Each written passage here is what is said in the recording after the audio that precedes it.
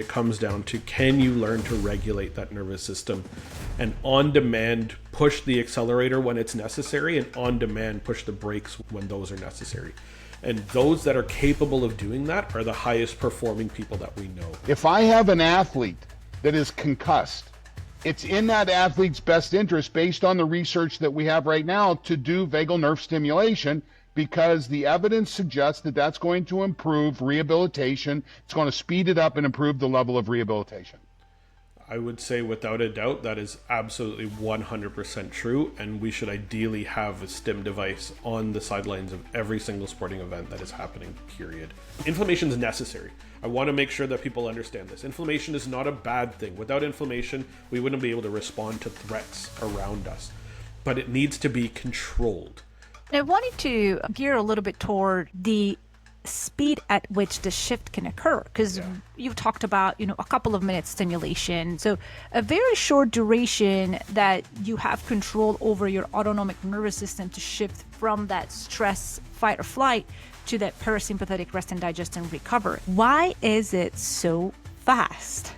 So it's even actually faster. This is what's crazy.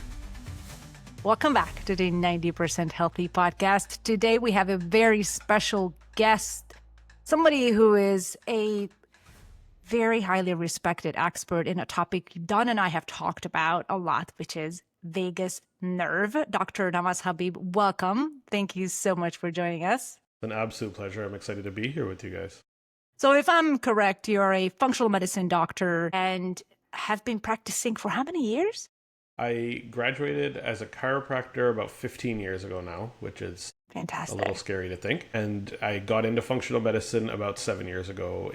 And it was my own journey actually into functional medicine and realizing that what functional medicine to me was, and what I've realized, is very much a chiropractic mindset in a medical model, which I think is a really unique way to look at it, because chiropractic has been talking about root cause analysis, addressing the root cause of health issues from a mechanical standpoint, but it's very much rooted in this mindset of root cause analysis, but doing so in a mechanical way, taking that and putting it into a medical model. And that's what functional medicine has truly become, is can we identify the biochemical, the emotional, psychological root causes of dysfunction as well as the physical, and then apply that to an optimal health model. So yes, functional medicine is where I've gone for the last little bit. Fantastic. Well, Don and I have read your books, and that was the genesis for us to really wanting to dive deeper with you. Your books are Activate the Vagus Nerve and Upgrade Your Vagus Nerve. And it's funny, it came into my life in a serendipitous way, where I had vagus nerve information bombard me from left and right. I got assigned to write a story, and then Don recommended your book, and I just started to dive deeper into it. And it has become, I would exaggerate if I mean, it's not an obsession, but I'm pretty freaking curious about all the things vagus nerve. So I'm very excited to dive in. I'm going to hand it over to Don to take it away and kick us off. Thanks, Klaudia. Dr. Habib. So for the audience, I first saw Dr. Habib out at A4M in Las Vegas in December. He was doing a presentation. We're going to talk about some of the content of the presentation, but he was talking about things that I had not seen before. That's I believe biohacking is so much of first defined. First, and I think that's one of the things that we do. Our challenge is application. Our challenge is, once we find this device, this symptom, this process, how do we apply it? So, and then we put this in the context. I typically work in the performance area. So if you've seen any of my work, I talk about the fact and the fact that medicine is largely working -10 to 0. There's symptoms, -10, you're dead. 0, we're existing on earth here. We're moving around without symptoms, thinking life is fine. But then there's 0 to 10. That's where performance is at. And so much of that we've learned that HRV is this unique identifier. It's this unique variable that runs the gamut. It runs from the top of my Olympians all the way down to people who are getting ready to transition to the next world. So as we start to work through this and we discuss that range, one of the things I saw in your presentation that really got my attention was you were talking about transcarotid vagal nerve stimulation. And for our audience, we're going to use this term a lot. So there's a little sensor. In fact, I'll grab one here in my bag. I should have had it up here, that you put on the carotid sheath or the carotid artery on your neck, and it sends a little electrical signal in, which stimulates the vagus nerve, which is, now, what is the result of that? And the thing that really got my attention, Dr. Habib, was TBI, the role of transcarotid vagal nerve stimulation in treating concussion and symptomatics all the way up to traumatic brain injury. Can you spend a little bit of time talking about that, what your experience there is, and how that has changed the way you practice medicine? Yeah, no question. In that particular presentation, I was speaking on behalf of a product that I believe in, and I think it's a really great tool, and that's the Truvega device, which is a vagus nerve stimulator. It's a transcutaneous through the neck to the vagus nerve, which is within the carotid sheath. So just as a very basic primer on the vagus nerve, yeah, you've got your Truvega there. I love it. Vagus nerve is a cranial nerve. We've got 12 pairs of cranial nerves, and 11 of those nerves stay in the head and neck area, but one leaves, and that's the vagus nerve. And we call it the vagus nerve, a bit of a misnomer. We have two of them, one on the left, one on the right, and they actually come out from the head. They have some very important nerves, branches that come out in the head cavity. They go towards the head and neck, particularly to the pharyngeal and laryngeal muscles. And there's a sensory branch that goes to the ear. And that's actually where auricular acupuncture has a very strong effect on the vagus nerve as well, right? There's specific points in auricular acupuncture and traditional Chinese medicine that have been utilized to improve vagus nerve function. Now, when it comes down to where the vagus nerve goes, we have those branches to the pharyngeal and laryngeal muscles. And then we have the massive trunk of the vagus nerve that comes down within the carotid sheath. So that's in this tissue deep to your SCM muscle, sternocleidomastoid, where you find your pulse. Literally, when you go and you look for your pulse in your neck, you're feeling what's your carotid artery that's pulsing. Beside it is your vagus nerve and your internal jugular vein. So these three structures are rolling through, one on the left, one on the right for each. The carotid artery is bringing blood flow to the brain.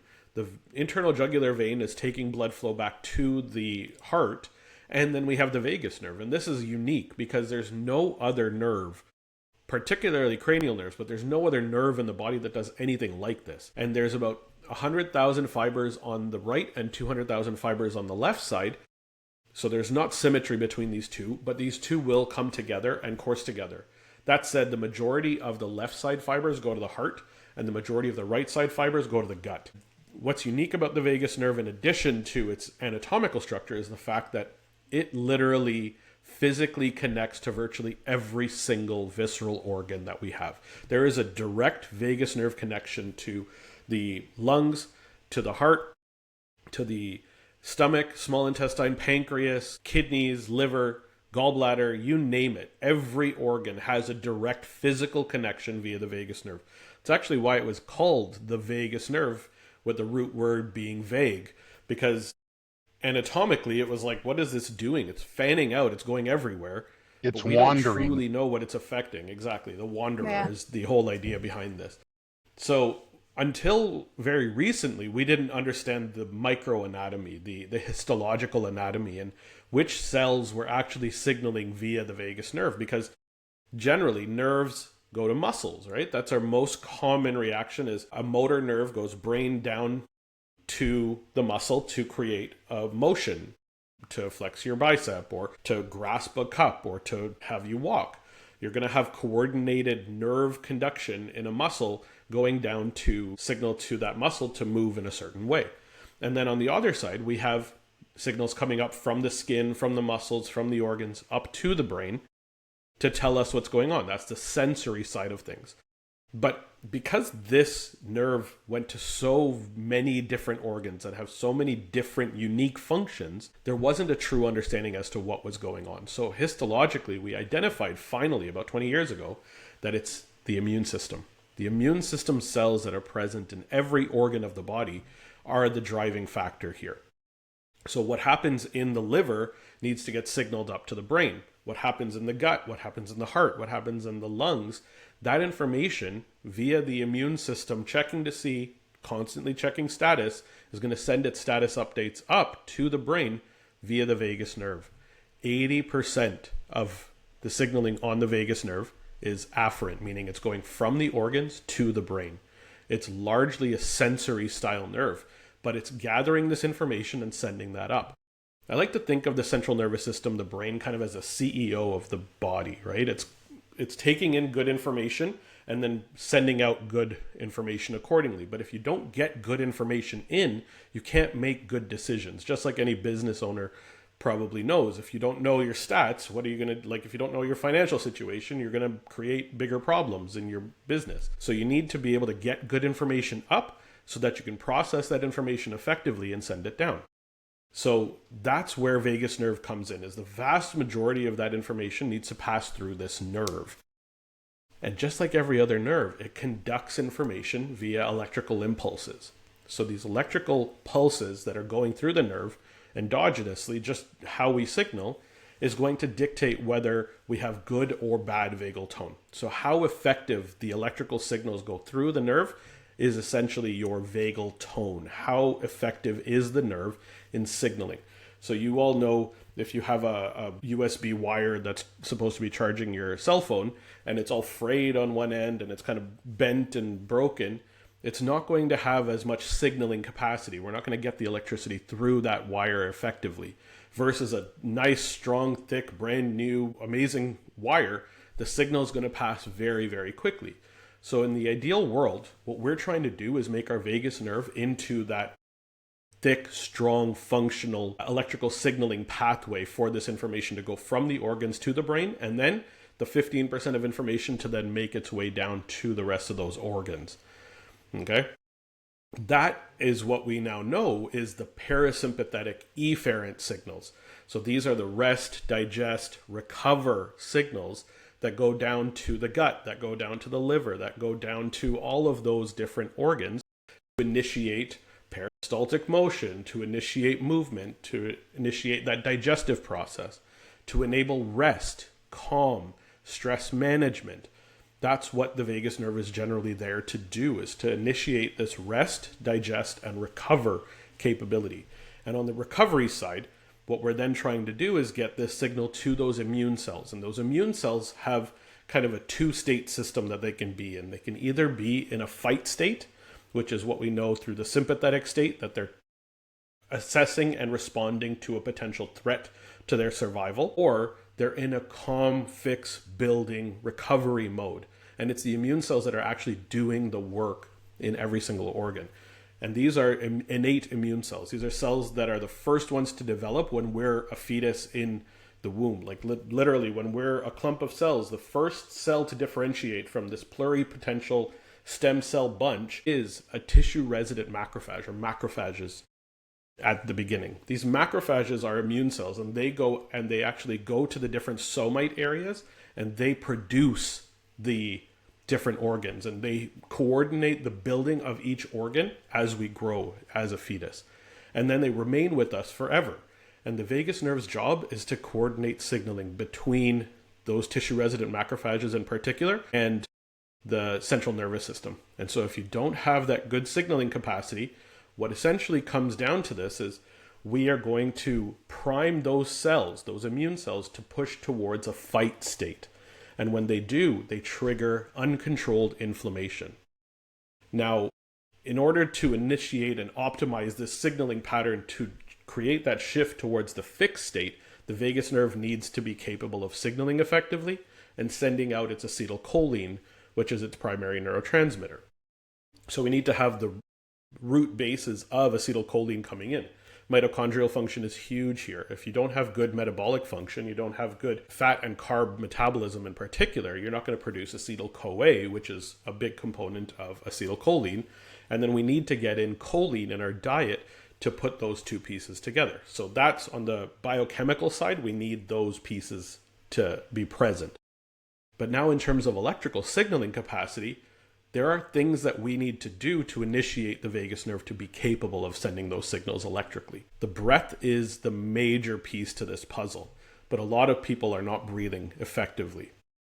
the reason why tools like Truvaga vagus nerve stimulation devices work as well as they do, and we'll get into kind of the science behind them, is they're augmenting the electrical signaling capacity of the vagus nerve to get those signals up and running. It's actually healing and thickening and strengthening the vagal tone if you do this consistently. Now, we don't all need an electrical stimulator, but in the context of TBI, in the context of major inflammatory issues, let's say, for example, a traumatic brain injury where on the field somebody gets hit. I was watching the Jays game yesterday, and one of our players got a pitch to the head, like helmet thankfully was on, and it hit his shoulder first, but like a direct hit to the head by a 96 mile an hour fastball is what happened yesterday. Immediately what's going to happen is the tissue resident macrophages and the immune cells within the brain, within the head area, these are the microglial cells, are going to go into fight mode because they need to stop the bleeding. They need to ensure that any damage, any physical damage that's occurred is going to be effective in knocking out the threat to survival. Okay? And so they go into this fight mode. They go into, let's go inflame this issue. Let's make sure that the damage is minimized. And let's make sure that we put out the fire, essentially, is the key here. Let's put out the fire. We need the firemen to come in. The microglial cells go into that mode. But if we don't have good vagus nerve signaling, those firemen remain for too long. And once the fire is put out, we don't need the firemen anymore. We need the firemen to switch into the builders, the fixers, the welders, the electricians, the carpenters, the maintenance staff of the brain. And it's the job of acetylcholine to create that shift. And so when vagus nerve signals work, even coming up into the brain, as we said, 80% of these signals on the nerve are coming up to the brain. Acetylcholine needs to be released within the brain to initiate that shift to fix mode. And it changes those firefighters into those welders and carpenters and maintenance staff that need to be there. And that's what we want. We want to minimize the damage that's done by the firefighters, because the firefighters, when they come into your house, they come in, if there's a fire, they're not caring about the damage. They need to stop the fire. They're going to create more damage with the water that they're utilizing. But the idea is put out the fire. But once that fire is out, we need that shift to occur. So vagus nerve signals come in and send that acetylcholine out, downregulate the inflammatory fire function or the firefighter function, and initiate these cells to begin the healing and repair process. So what we've seen now, and to take this huge long story that I've created for you into fruition, what we're seeing is electrical stimulation of the vagus nerve has the power to turn on that fix mode as quickly as possible and slow down the damage that's done through a TBI type of pattern. What it's doing is it's essentially minimizing the amount of damage that the firefighters are doing, blocking it off, and initiating the repair process to stop that breakdown process from occurring. So what, Don, the study that you're referring to literally had 3 different brains shown on the slide, and essentially these were 3 rats that had a weight dropped on their head. Yes, all done through IRB and all the fun research things. Sad for those rats, thankful for the info that we get from them. But the weight that was dropped, you could see they had one that was a control, and you could see the physical damage on the brain that was done and just how much of the brain had broken down. And then the next one over, they had done 5 2-minute stimulations on the cervical trunk of the vagus nerve and had significantly less breakdown of the brain. You could still see there was a bit of an indentation, but the amount of repair that had occurred was significantly better. And then they had another one that was 5 2-by-2-minute stimulations, so 5 4-minute stimulations, and you could see that there was a very clear dose-dependent response that third brain had essentially healed 80 to 90%. Very little of that brain was actually broken down. This is, so and for me, someone who's been in sport performance now for well over going on 50 years, this is the first time I've seen the therapeutic application of a technique that actually leads to healing in the brain. And so one of the big frustrations in sport for both athletes and their parents and the coaches is concussion management. Someone goes out and gets their bell rung, and there's recently been updates to, 10 years ago, literally we're telling kids stay in a dark room, don't look at screens. It was relatively archaic recommendations. Now we're starting the same way we've walked away from rice on injuries now. We're now starting to update, and it's very much the same with head injuries. So, and I want to make sure you're the medical professional here. I want to make sure that I'm interpreting this right. If I have an athlete that is concussed, it's in that athlete's best interest, based on the research that we have right now, to do vagal nerve stimulation, because the evidence suggests that that's going to improve rehabilitation. It's going to speed it up and improve the level of rehabilitation. I would say without a doubt that is absolutely 100% true, and we should ideally have a stim device on the sidelines of every single sporting event that is happening. Wow, I hadn't thought about it that far, but put it on the sidelines. I love that. Now, you mentioned something in there, and we were talking about acetylcholine being the primary neurotransmitter of the vagal nerve. Dr. Habib, does it make sense to supplement acetylcholine or choline? Choline, yes. So absolutely. Very interesting piece of data. About 90% of American diets are deficient in choline. It's not an essential nutrient, but we won't produce a lot endogenously. We can, but we don't. And our diets play a massive role in this. So I would say yes, without a doubt, particularly in people that are not following a super clean, super healthy, whole foods style diet, supplementation, particularly if there's a brain injury or some sort of cognitive dysfunction that is going on, found phosphatidylcholine is the best way to get choline in. From a cost perspective, the best way to do this, sunflower lecithin. It is like dirt cheap for that supplement. You can get a bottle of 120 capsules for like $12. And sunflower lecithin contains pure phosphatidylcholine. Dirt cheap, great way to get the choline in. So how would somebody from a dietary standpoint would pull into, just in case our audience are curious in terms of dietary? Yeah. So the best dietary sources, no question, are liver is going to be number one. Liver contains tons of it. So if you love it, good for you. Most people are not eating liver on a regular basis. So the best next source is runny egg yolks. Okay. The more orange or like the deeper yellow orange yolks are the best. You're going to want to get those. They're high in lutein, they're high in choline. They have phosphatidyl specific form of choline. You don't want the really yellow, kind of not as good runny. You want the thicker yellow orange yolks. The 7-minute boiled eggs. Exactly. Yeah. The 7 minutes. Yes. The soft boiled. I love those. That's exactly what you want to do. So runny egg yolks are a phenomenal source. From a vegetarian standpoint, potatoes, soybeans do have a little bit. I would highly recommend, if you're good with it, go for the eggs. They're a great way to get it in. And runny is the key. Like not that you're not going to get it from cooked eggs, but the runny egg yolks, you're going to be able to absorb significantly better. Okay, so gold. So we've gone through this. An athlete takes a shot. Their bell is rung. They've probably been diagnosed with a concussion. And even if they've not been diagnosed with a concussion, if there was an event, as a performance person, either as the head coach, the assistant coach, or the strength and conditioning coach, someone should be looking at that athlete and saying, hey, let's get some therapy in here. The same way that we may do a cold plunge or a sauna after a workout, this is just an additive therapy that should, and you're saying have it on the sideline, which I love on that, by the way. Now, we're now flirting in 0 to -10 range. This is a therapeutically diagnosed injury that a medical professional is engaged in. As a trainer, strength coach, assistant coach, head coach on the sideline, once I get this athlete cleared to return to play, we clear athletes return to play based on symptoms. And what we've learned, I know you've seen it with your work with HRV studies. I know I've seen it. I can have an athlete with an injury who is asymptomatic, but their HRV still has not returned to their normal. Yeah. And this goes on, this can be an extended period of time. We've seen it for maybe up to a year in ACL reconstructions, things like that. It makes sense as the coach that even though my athlete's been cleared, returned to play, we don't say that athlete is optimized at this point. There's still work to do.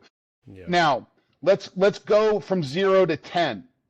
Someone out there working in the industry, dealing with some brain fog, not bringing it all together. This is the same symptomatic diagnosis that we have with injury. Isn't that correct? That we're dealing with the same combination of issues, transmitters, our brain is, we don't use that term, our brain is on fire. And it makes sense that we get into a process of supplementation and practice to improve that. So when someone comes to me and they're trying to rehab from injury, and again, I respect the physician return to play line.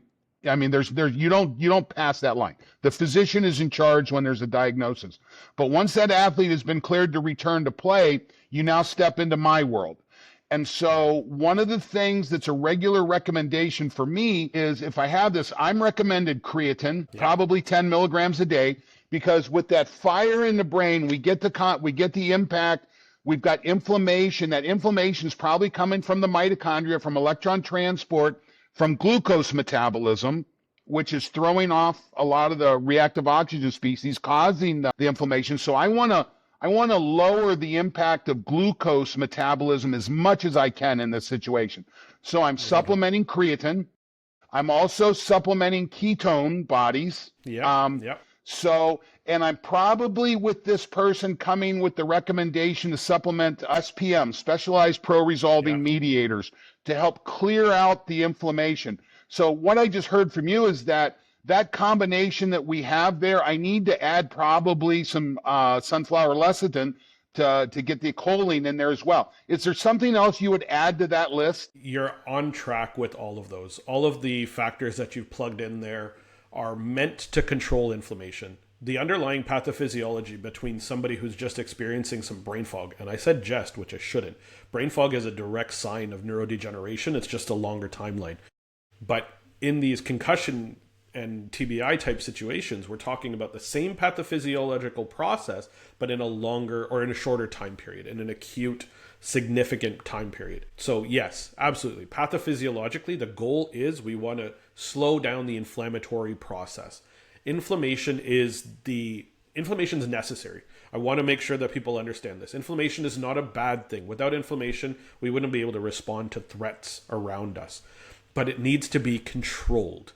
Control is the key, and it's the role of the vagus nerve to initiate that control of inflammation, and it needs to have enough nutrients around to enable that control to occur. So you're 100% on track. Creatine, phenomenal for cognitive function, for anti-inflammatory function, enabling that protein that's necessary for the repair process to take place, to physically have building blocks for protein of the brain and for the body. Muscle in particular. Next thing, you mentioned the SPMs. Ketones. I believe that was there. Ketones. Yep. One big thing people don't realize is carbohydrates are a direct trigger towards an inflammatory pathway. Not to say that carbs are bad, but too much carbs in times when you're not physically active are going to trigger mitochondrial dysfunction. The key here is we have two sets of fuel that our mitochondria can use, either fats or carbs.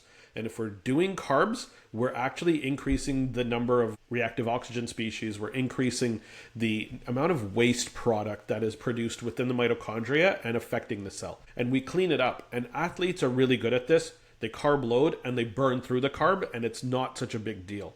But most people that aren't super active, if they're utilizing carbohydrates, they're not earning them. The carbs are then getting stored. And that's where a lot of obesity and adipose tissue and weight issues are actually popping up, is the amount of carbohydrate is not linked to the activity level. I don't know if you guys know, phenomenal trainer friend of mine who passed away a little while ago had a great saying, and it was, carbs have to be earned, right? Movement is the key to earning carbohydrates. But in those injury situations, I would shift. Yeah, for sure. Let's talk about it for a second, because we spent on our podcast, we spend a lot of time talking about the environment. What is the environment pushing on us? And the environment of sport is dominated by carbohydrate drinks. And we have convinced athletes across the world that you can't function unless you've had this glucose. And frankly, we're way past the point of diminishing returns. We're into a negative space. But the problem is the sideline is dominated with that thought process. I mean, every water jug has a logo on it of a company that sells glucose infused drinks. No And question. so this is part of the pressure. Don't stop on the way. So this is where ketones come into play. That ketone energies come into play. These become that acetyl-CoA that we talked about a little bit ago. What do you think about adding into our stack N-acetylcysteine? Yeah, great tool as well. On the ketone side, I just want to point to, if you can shift in those acute TBI therapeutic times into a ketogenic diet, the healing process is going to be far better. You can produce your own endogenous ketones and you can supplement with ketones as well. Now, on getting rid of those reactive oxygen species, what we're looking for is oxidative stress reducers. These are antioxidants. Antioxidants, dietarily, berries are a phenomenal source. Blueberries are a great way to get resveratrol and other things in. You're talking about N-acetylcysteine, we're talking glutathione. N-acetylcysteine, glutamine, and glycine, those three amino acids build glutathione. Glutathione is the strongest antioxidant present within the body that gets rid of these reactive oxygen species effectively.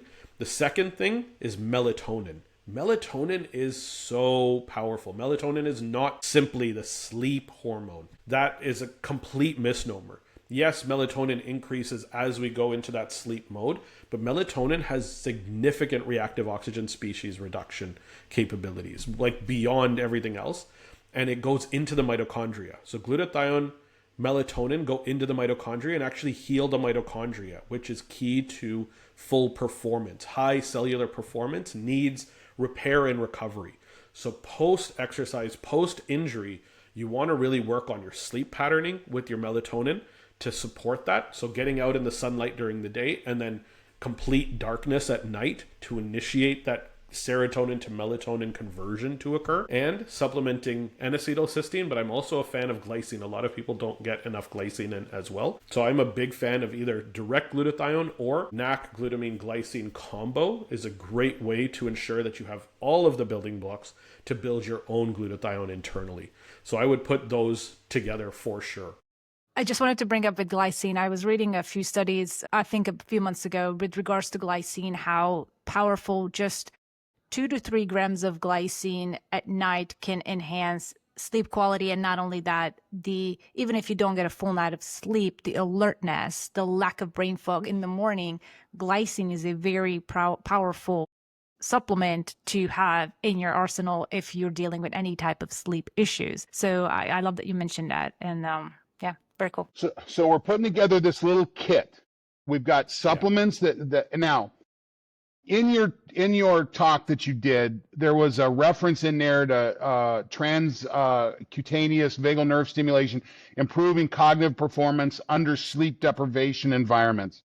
Yes. And we also have several studies out there that show sleep-deprived athletes are roughly 1.7 times more likely to experience an injury, whether that's a concussion or a popped ACL or something like that, than someone who is not sleep-deprived. So we're now looking at, and is there a college athlete that's not sleep-deprived? And then let's go one more step on this, is that athletes who have been concussed, the data shows that they are also 1.5 to 1.7 times more likely to re-injure, to pop an ACL within 2 years after the concussion. So we go back to the beginning of our conversation that while we may be symptomatically ready to return to play, our body or our nervous system may not have reached that point of equilibrium in the vagal tone, the ability. And so we need to pay attention to this as coaches, as trainers. Dr. Habib, I've made this recommendation to several coaches, college coaches. I said the first thing I would do if I was running a college program is when my kids come in, I would put an Oura ring on them. 100%. Number one, to do two things. One, I want to get baseline data. I want to get pre-injury data. You can't get that. Once a kid's concussed, we don't know where we're working from. But if I've got pre-injury data, both on whether it's a popped ACL or a concussion, I now have really interesting it's not return to play, but it's lower my stress level as it relates to, am I going to hurt this kid? What do we train? So this is all tied together, isn't it? And it's all tied together through the vagal nerve. It is. you're 100% on track there. You need a baseline. You need to know where you're going, where the goal is, right? So I love what you mentioned earlier, that the medical system, physicians have a really good track record of getting people from that -3, -4 to zero. And then once zero is asymptomatic, but not high performing. And your job as a trainer, as a kind of biohacking coach, is to push from 0 to 10. You want to get as close to that 10 point as you can, because that's the highest performing person that you're going to experience. The key thing that person that's at that 7, 8, 9, 10 region is capable of doing is shifting their state on demand. Being able to shift their nervous system state between sympathetic and parasympathetic on demand. They're able to recover because they have a process to enable that shift to occur effectively. If you're stuck at 0, you don't have that. Most people that are walking around don't have that capability, right? The nervous system regulation piece is the single biggest driver of your performance capacity and your ability to enter a healing state. We can't heal if we're stuck in sympathetic. And those people that are coming back asymptomatic, but not yet at the level where they want to perform like they used to, they're coming back stuck in that sympathetic state. And what's showing up is low HRV still. That's what you're seeing, because symptoms are not there. They don't have the severe brain fog, the visual aura disturbance. They don't have the cloudiness. They don't have the digestive issues quite so much anymore, even though I'm sure they're probably missing some of those. I agree. Because gut brain is a huge piece and really not thought about. What we're seeing, what you're noticing is as HRV remains low, that means their body is stuck in that sympathetic mode. Sympathetic mode from the nervous system is fight or flight, right? But that fight or flight signals that's going out via the nervous system goes to the immune system and turns on fight mode. It signals to the immune system, to those immune cells, to become the firefighter again. And what that does is it pushes those cells into inflamed state. And that's why the injury-prone capability or the re-injury situation is so high, is because they're essentially running blind in a sympathetic state, and they're not able to regulate and push their state back to parasympathetic when necessary. And parasympathetic is rest and digest on the nervous system side and recover on the immune system side. Interesting. Heal and fix. And so it's a matter of, can they regulate that? And vagus nerve signaling is key to regulate that. We're not just trying to go parasympathetic. Going full parasympathetic is pushing the brakes on the car and not having an accelerator. You need to have balance between the accelerator, which is the sympathetics, and the brakes, which is the parasympathetics. And you want to be able to do that at a high performing, on demand level. And that's where you get to the high performing 10 person. So recovery. A lot of times we think of recovery as a bucket that we fill with resources. Do I have energy? Do I have the ability to do this? But rather, recovery is more about the ability to shift my state than anything else. No question. So you'll only recover, you'll only heal in that parasympathetic state. The recovery process needs to be initiated. So it's a matter of initiating that shift and being able to go between states on demand. So it's recovery is, you can't recover while you're in the performance mode. That's sympathetic state. That's necessary performative state. But once the performance state is done, I'll ask you this question. How many of these athletes have massive difficulty getting out of game mode and shifting into sleep or calm or recovery mode, right? They don't have a process to... The good ones don't. Exactly. Yeah. So right? The good ones know that they have to have this regulated process to create that shift into recovery mode. The ones that don't understand that tend to be the ones that have a lot more difficulty long-term and performing. So in your study, you also presented an interesting paper, vagal nerve stimulation induced cognitive enhancement. Yeah. There was a couple studies in there, and essentially this came from the elite warrior community. They had people learning second languages, or they had some people examining either radar or photos, and those who did vagal nerve stimulation improved the ability to learn second language. They improve the ability to identify targets, whether on radar or in photos. So when I hear this, I think of a goalie. I think of whether it's a hockey goalie or a lacrosse goalie, and I think about their ability to pick up the target. So much of their success, and listen, goalies change games, okay? If you've got a goalie that's standing on their head, you win Stanley Cups, you win Tewaaraton Awards, you do these kinds of things. So as we move out of the concussed athlete, we move past zero up into the 0 to 10 group. It makes sense that our college athletes that are already, or high school college pros that are already under a level of stress that's different than the rest of the general public, sounds to me like I should probably at least start with my goalies on this therapy, at least, let alone going to the rest of the team. Am I missing something here? Not at all. You're right on track. So the studies you're talking about, there's two different ones that you had referenced. The under sleep deprivation stress, vagus nerve stimulation, improve mental performance, decrease fatigue, and increase capability. That was in a drone operator study. So that was a really interesting one through Dr. Lindsay McIntyre and her group at DARPA. And then there was a second study that showed that vagus nerve stimulation, specifically with this cervical device, there are auricular devices, there are other devices, but specifically with this particular style of device, this was done at the Defense Language Learning Institute in San Diego, where they tested actually against different devices, which was really cool. And they showed that cervical vagus nerve stimulation specifically was the only one to increase language learning speed. So they had two different groups. One was learning Mandarin, one was learning Arabic. The Mandarin group was stimulated, half the group was stimulated with auricular stimulation, and then the Arabic group, half the group was stimulated with cervical stimulation. There was no change between the control group and the auricular stimulation group, which was really interesting on the Mandarin learners. But the cervical stimulation group that was learning Arabic, those that stimulated learned the language 25 to 40% faster, meaning that rather than learn in 5 days, it took them 4 days, and their recall 30 days later was significantly greater than the control group on the Arabic learning group. So what this showed was that there is a direct cognitive improvement that's tied to cervical vagus nerve stimulation. The way that this works is, again, sending those acetylcholine signals up through those 80% afferents to the central nervous system. And here's the key.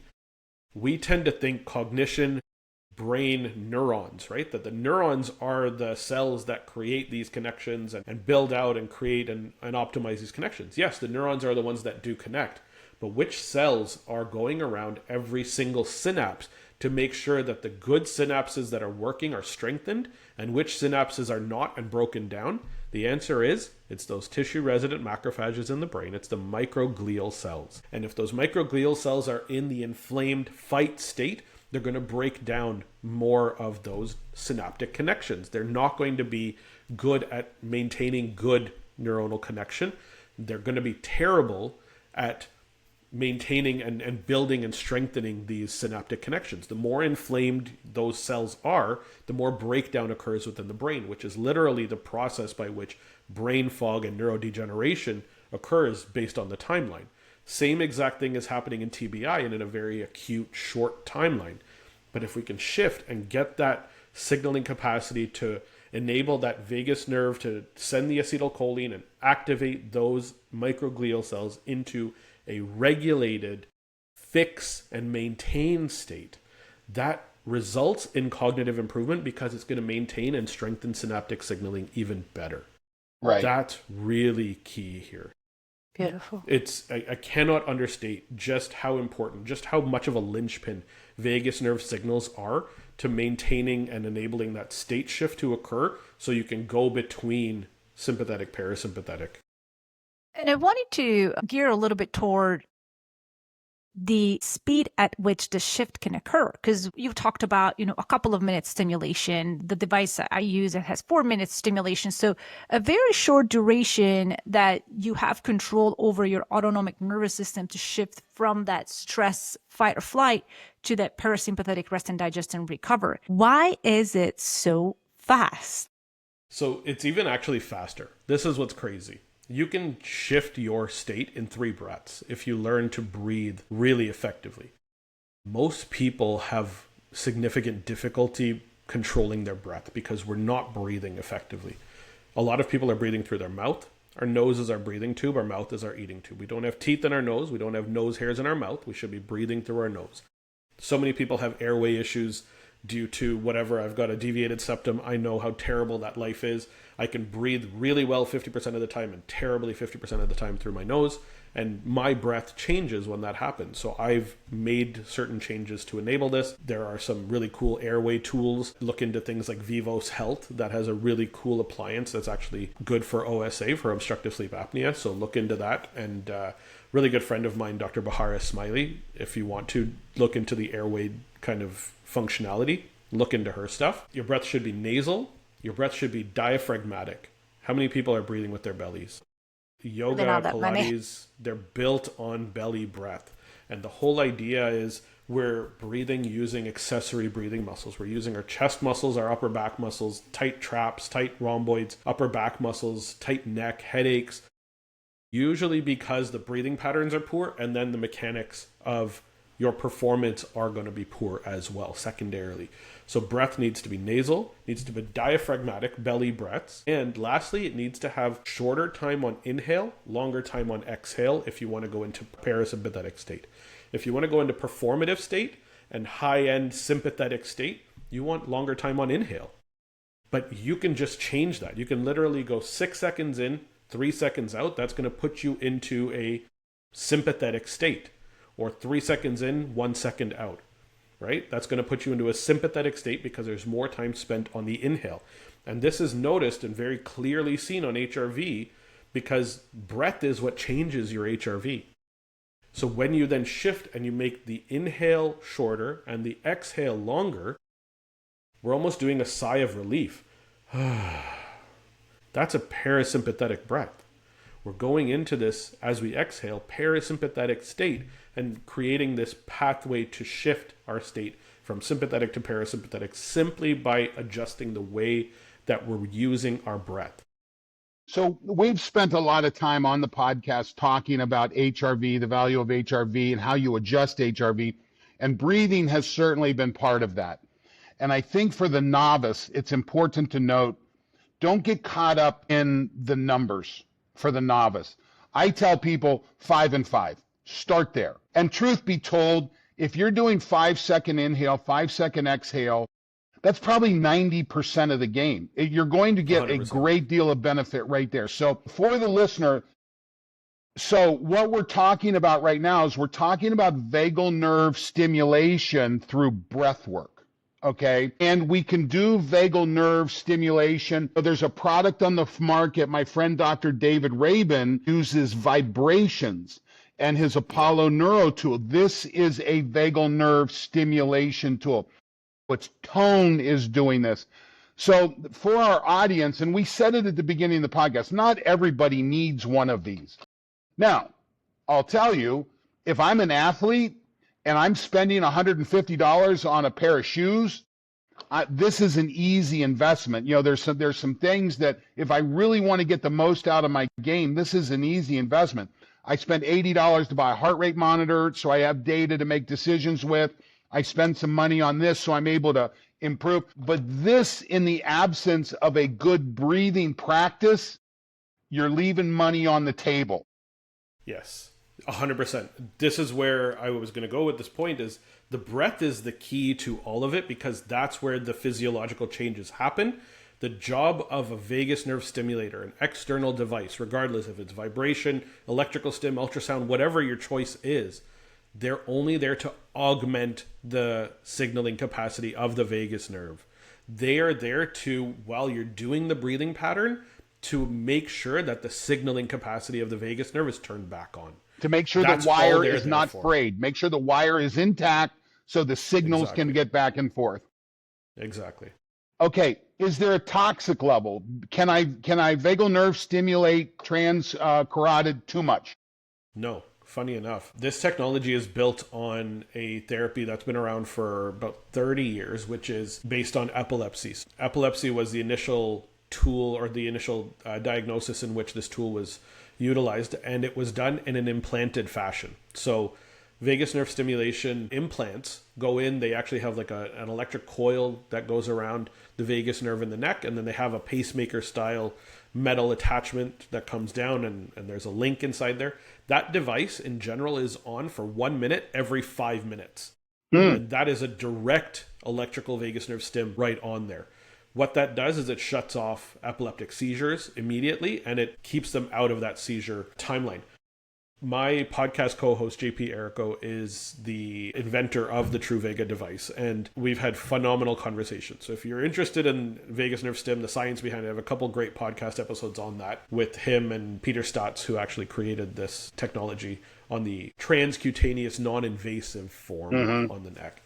And what they found out was the only reason that 1 minute every 5 minutes activation occurred was because when they were creating this stimulation tool initially, they were using strychnine on dogs. And the strychnine effect, after a 1 minute stimulation, the strychnine effect would come back after 5 minutes. So they would start another 1 minute stimulation. I see. Okay. But there's no other reason for why it came on every 1 minute, every 5 minutes. But what that ended up doing on the FDA clearance side of things is they realized it's completely safe. 1 minute every 5 minutes for almost 24 hours, not a problem. What it does do, if it's on while you are sleeping, is it actually causes vagus nerve issues to occur, and it actually triggers sleep apnea. So that device that has the pacemaker piece there, they actually have to turn it off. They use like a magnetic turn off piece to shut off those devices while they sleep. And then when they wake up, they have to turn it back on. So that's thing. interesting because I'll tell you, with some of my really high performers, these are Olympian type competitors, they'll get to where I call it a parasympathetic block, from the standpoint that they're going through practice, their resting heart rates typically drop into the low fees, maybe the high fees. Okay, so these are very fit individuals, but we stop getting a sympathetic response from their typical workloads. You want parasympathetic, sympathetic. You want the cycle to kick in. So with that athlete, this is where I recommend cold plunge. I'm not a cold plunge for everybody person. I think you have to use it very strategically. I agree. But this is where I'll put in cold plunge. I'll say, listen, I want you cold plunging just to break that parasympathetic block that comes with that. That's really so. No toxic level. Do you think there's a point of diminishing returns, or is that all individual? I think it's individualized. That said, I've not seen any benefit for beyond 5 2-minute stimulations daily, but beyond 10 to 20 minutes, I don't see significant changes. Okay. That said, there are some patients that use, there's a device that is let's say a copyright infringer / patent infringer that goes on the neck, which is, I'm going to, Klaudia, just go with the fact that that's probably the one you have. And that guy sits around on both sides of the neck, and it's a hands-free device, which is a great design, but regardless, they stole the patent. It's the Pulsetto device, for those who don't know. And that device is it has up to 20 minutes of stimulation, and it's good for sleep. I have seen people utilize that 20-minute sleep stimulation piece as the tool to help with sleep, and that 20 minutes, for some people, it's necessary. But we shouldn't need 20 minutes of electrical stimulation to get your vagus nerve to turn on to enable you to sleep. In an ideal world, that number can be minimized. And ideally, we should be able to get off of this and not need to use this, right? We should innately and endogenously be able to go into that parasympathetic state. The issue is our stress levels today are so much higher than they've ever been at any point in our lives. How high we have to perform, how capable we need to be, how on we need to be all the time during the day is at a next level. So we need to initiate a next level for coming back to parasympathetic. And that's where these stim devices come in as being helpful. It's interesting. As much as it's advertised as hands-free, I can never use it hands-free. I have to hold it. You have a smaller neck. I have a smaller neck. Yeah. So I still got to hold it. But yeah, I do notice that 10 minutes seems to be a little bit on the higher end for me. I tend to go for that 4 and 6. 4 is kind of perfect. Yeah. So for the listener, I want to throw in one more element here, that if you're measuring HRV and you've really gone down the rabbit hole and you're really maybe even measuring it in real time, like using a heart math device or something like that, you can see an adjustment in your RMSSD and you can see an adjustment in your LFHF ratios with breathing. I've not been able to see that with the stimulation. And we had a conversation about this the other day. So it's not something you should look for. No, absolutely not. The key here is we're working to increase vagal tone. We're not necessarily working to increase HRV with this particular device. That said, there are changes that I have seen, and people that do this consistently will see changes, but it's only because I'm pairing it with the breathing patterns. If you don't pair it with breathing and just expect the stim to do all the work for you and boost your HRV, you're completely missing the point. The job of the stimulator is to support the breath pattern to get better, stronger, faster, easier. It's the breath that is the key. And then the cold plunge, I love that. Humming, chanting, gargling, singing, everything else, it comes down to what you're doing endogenously. We just need some support sometimes to get that signaling pattern. That's where the stim comes in. That makes a lot of sense, particularly when we're using the analogy of the wire, that the vagal nerve stimulation process improves the wire, but the practice of breathing and the other things that we do to improve, it's enhanced because we have enhanced communication on the vagal nerve. Period. Very good. Klaudia, you had a question? I had just one more question. I know we're coming up to the end, but I know a lot of people are very concerned and interested and curious about gut health. Yeah. And I know it could be a podcast on it itself, but how does the vagus nerve and stimulating the vagus nerve and improving vagal tone potentially could improve our gut health and our microbiome? There was a crazy study that just came out in Nature, or I believe it might have been Cell. That said, very respected journal, just this past couple months came out with a study showing that people that don't have good microbiomes, so essentially they had germ-free mice, and what they found was vagus nerve tone was essentially nil. Like they had virtually no vagus nerve tone because they had no gut bacterial population. The gut microbiome is a direct tie and a direct link. As soon as they inoculated those germ-free mice with gut microbes, immediately vagal tone went up. So to say that gut and vagus nerve and brain connection are connected is a complete misnomer. They are 100% inextricably linked. Like gut microbiome, gut health, gut motility all comes down to vagus nerve signaling and enabling that signaling capacity to occur. The vast majority of the afferent signals that are coming up from the visceral organs up to the brain are from the gut. It's not from the heart, it's not from the lungs, it's not from anywhere else, because 70 to 80% of our immune cells by volume are located in the lining of the gut. That's massive to understand. That's where the immune system gets triggered.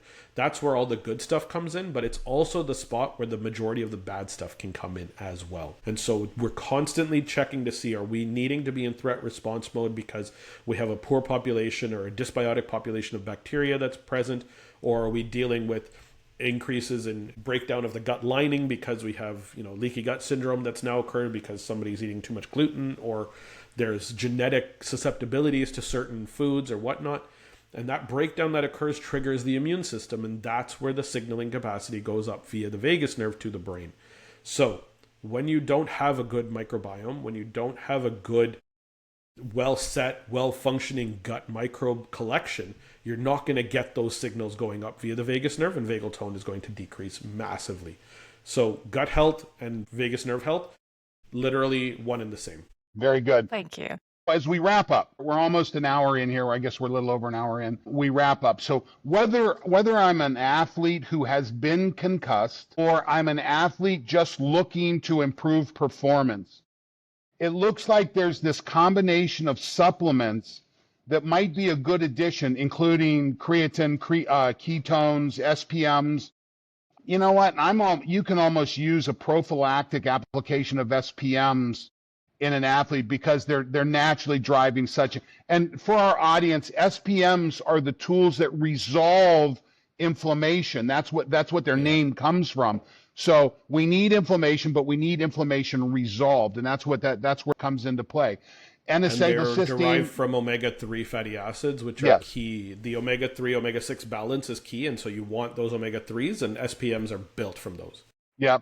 So We've talked about N-acetylcysteine. We've talked about melatonin. We've talked about glycine. All good tools to put into your supplement stack for cognitive performance. Now, if I'm the parent of an athlete, my kid comes home and says, I got a concussion today, I'm on the sideline, and the parent wants to do all they can, do you think going straight to that supplement package is smart, or do you wait for the consulting physician to give you guidance on that?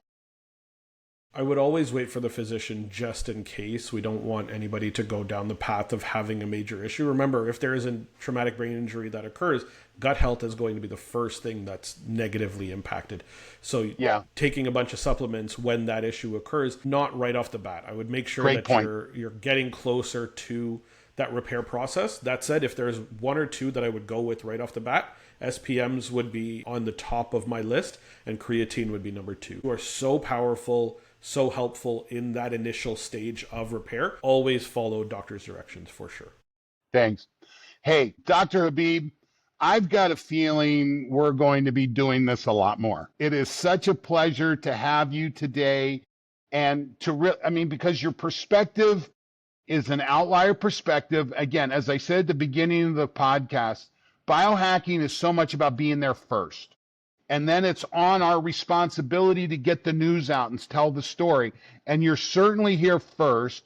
You've been a huge motivation and educator to me, so I appreciate that and I'm grateful for that. But as we close up, anything else that you think would be a good little kernel of knowledge that our audience should walk away with? Yeah, I feel like the audience is full of people that want to perform at a higher level. And so really, truly, it comes down to, can you learn to regulate that nervous system and on demand push the accelerator when it's necessary and on demand push the brakes when those are necessary. It's about being in the appropriate state at the appropriate time. And those that are capable of doing that are the highest performing people that we know. We know that, like, just look at the greatest of all times, right? Like the Michael Jordans, he can turn on his sympathetic like this and he can go golf and chill out like that as well, right? We know that the people that are capable of performing at the highest levels are able to create that shift as easily and quickly as possible. And if you can do so with your breath, go for it.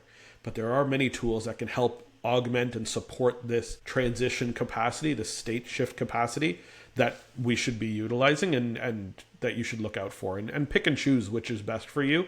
But it's a matter of, can you do this and can you initiate that process in your body effectively? Yeah. My good friend, Dr. Ron Garbo, uses the term intentional recovery, that we do intentional training, we do intentional nutritional, we do intentional money things. We've got to make sure we have intentional recovery in our life. Big time. And recovery is forgotten. It's missed. And I love the reason why I'm super grateful for you for coming in, because a lot of our audience, what we encourage them to do is find ways to boost their resilience, to get that innate resilience up to a point where life happens and we have threats that we need to deal with. So their body is capable of withstanding the punches that keep on coming. And when they're stopped, they can downregulate and get back into that healing state. And that's why I think the messages that you're putting forth with the vagus nerve is so important, because it is such an innate tool that we can upregulate our resilience with and become stronger as we go, whether we are a high-performing athlete or just the Olympians of our own lives. There's so many tools, but this seems to be such a easy access, especially if you're starting from those breath work, gargling, humming, singing modalities, and then potentially adding that electrostimulation on top of it. So I am absolutely thrilled that we had this chat. This was great. I loved it. Very good. Thank you, Dr. Habib. Klaudia, why don't you finish this up? All right. Before we wrap up, I did want to ask, where can people find out more about you, your podcast, and all the things that you are putting forth?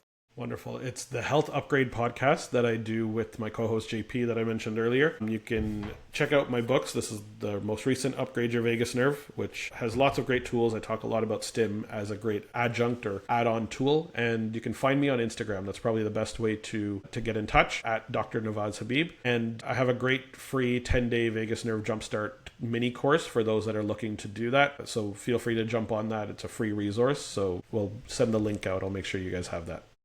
Thank you. Yeah, we will put all of this in the show notes so our audience can have super easy access to get in touch with you and learn from the resources that you provide. So that's awesome. Thank you so much for the time. You can find me at longevityjournalist.com and you can find Don at trainrecoverwin.com.